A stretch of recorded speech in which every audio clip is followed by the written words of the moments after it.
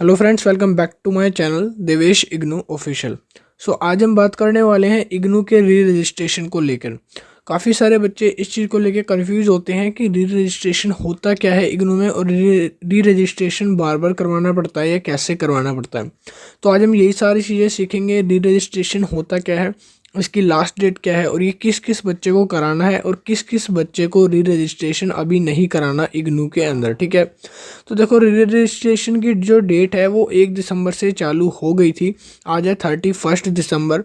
तो आज मैं रिमाइंड करवाने के लिए वीडियो बना रहा हूँ ताकि आपको पता चल जाए कि री रजिस्ट्रेशन की आज लास्ट डेट है। जी हाँ, आज री रजिस्ट्रेशन की लास्ट डेट है। ये डेट फर्दर एक्सटेंड भी हो सकती है, मगर अभी तक कोई ऑफिशियल नोटिस नहीं आया। तो आज री रजिस्ट्रेशन जिन्होंने नहीं कराया वो री रजिस्ट्रेशन करा सकते हैं।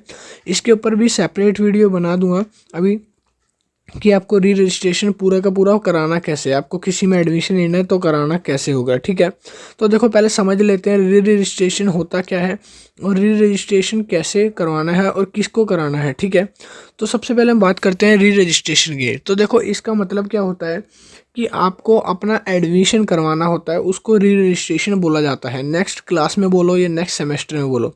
अगर बाकी यूनिवर्सिटीज़ की बात करें जैसे कि दिल्ली यूनिवर्सिटी, तो इन सब में होता क्या है, बाकी यूनिवर्सिटी में आप एग्ज़ाम देते हो, एग्ज़ाम देने के बाद आपका रिजल्ट आता है, उसके बाद आप पास होते हो या फेल होते हो, उसके बाद आप एडमिशन लेते हो अपने नेक्स्ट सेमेस्टर में या फिर नेक्स्ट ईयर में। ठीक है, मगर यहाँ इग्नू के अंदर ऐसा नहीं है। इग्नू में क्या होता है, इनका हिसाब उल्टा चलता है।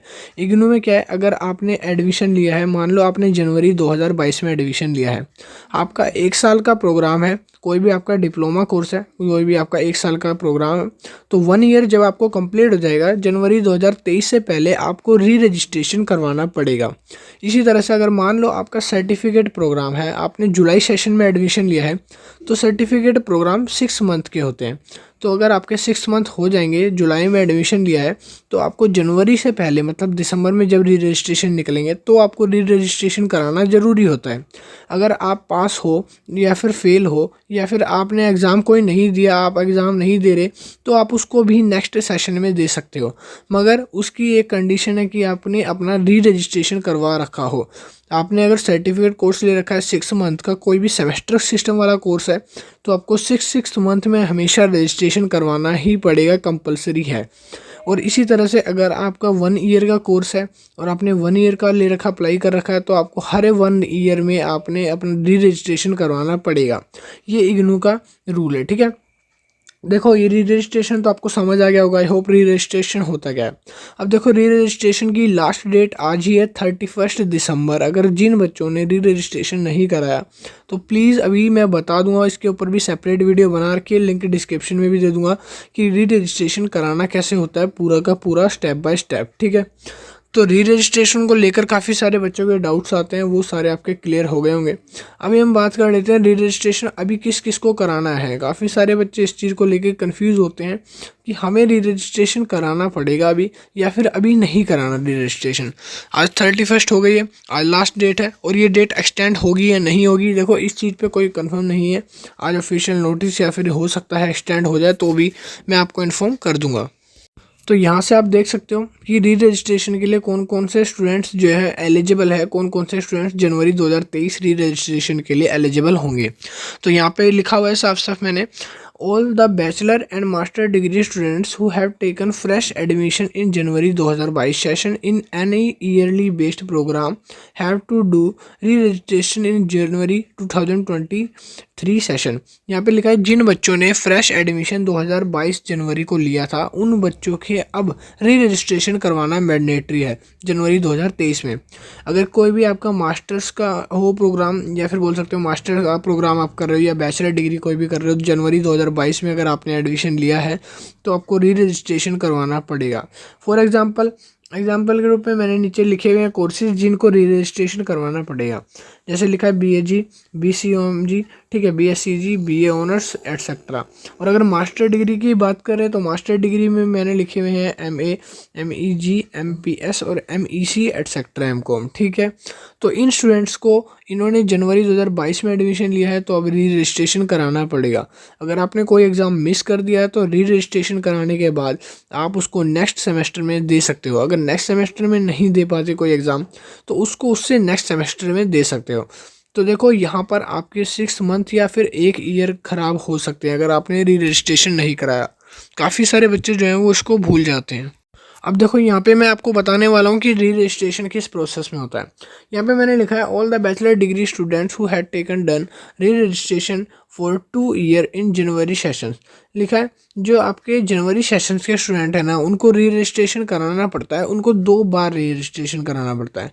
सबसे पहला तो उनको जब सेकेंड ईयर में जाते हैं तब री रजिस्ट्रेशन कराना पड़ता है, और नेक्स्ट उसको जब थर्ड ईयर में जाते हैं बैचलर डिग्री के, तो उनको री रजिस्ट्रेशन कराना पड़ता है। टोटल 2 बार उनको री रजिस्ट्रेशन कराना होगा, ठीक है।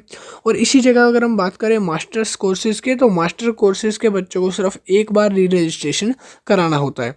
और यहाँ पे मैंने एग्जांपल भी लिख रखा है, BA GBC GA देख सकते हो, BA BCom BSc BTS BSW, तो इन सारे बच्चों को री रजिस्ट्रेशन कराना होगा। उसके बाद नीचे मैंने लिखा है certificate and diploma course programme schedule course is valid.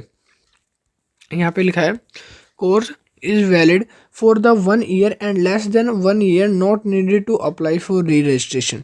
यहाँ पे अगर कोई भी सर्टिफिकेट कोर्स है या फिर कोई भी प्रोग्राम कोर्सेज है, वो सारे के सारे वैलिड हैं। अगर वो 1 साल के हों या 1 साल से कम के हों, वो सारे के सारे अप्लाई कर सकते हैं, ठीक है। अगर आपको नहीं नीड है, आपने रजिस्ट्रेशन करवा लिया तो आपको नीड नहीं है, तो आप इसको छोड़ सकते हो। और अब हम बात कर लेते हैं जुलाई सेशन वाले स्टूडेंट्स की। जुलाई सेशन के स्टूडेंट्स का देखो यहाँ पे मैंने लिख रखा है, मेंशन करा है all the semester based program student who had taken fresh admission in July 2022। ऐसे स्टूडेंट जिन्होंने जो जुलाई 2022 में एडमिशन लिया था, तो अब उनको री रजिस्ट्रेशन कराने के लिए एलिजिबल होंगे।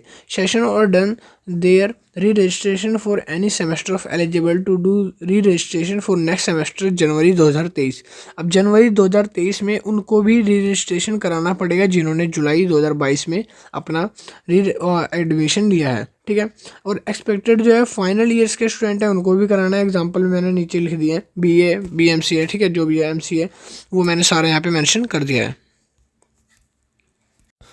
सो ये चीज़ मैंने आपको क्लियर कर दिया। आपके री रजिस्ट्रेशन से रिलेटेड अब कोई डाउट है तो नीचे कमेंट सेक्शन में कमेंट ड्रॉप कर सकते हैं।